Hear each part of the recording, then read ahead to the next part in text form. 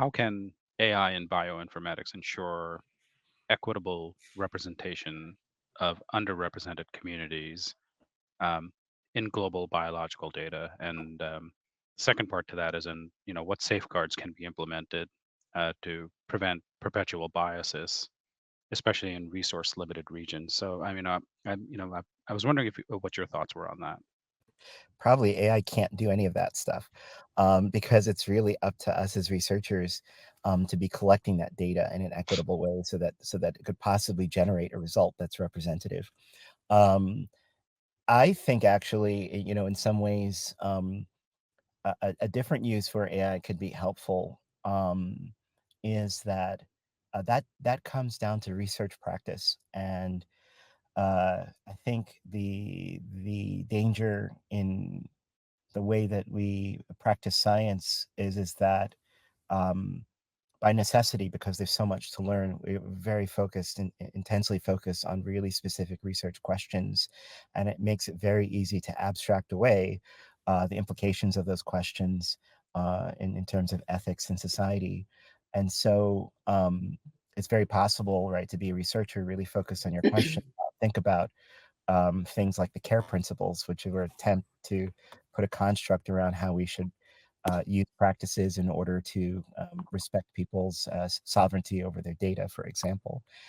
So to think that AI could help us alleviate that, no.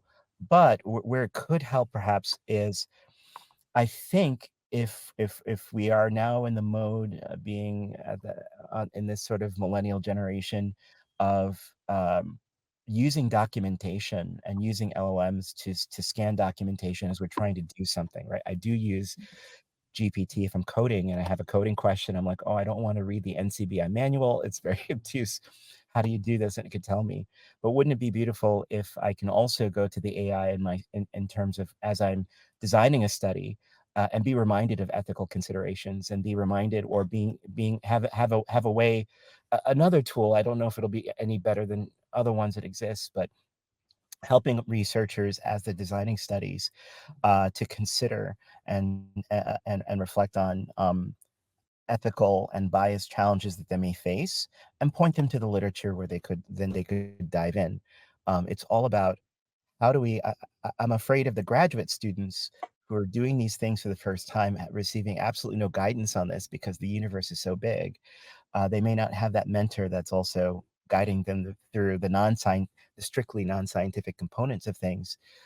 So maybe AI is a solution to help us better get especially new practitioners in front of the frameworks that have already started to emerge, so that as they are doing their studies, they could be a little bit more sensitive and aware of the challenges that are a little bit bigger than their specific concern, particularly with ethics and bias.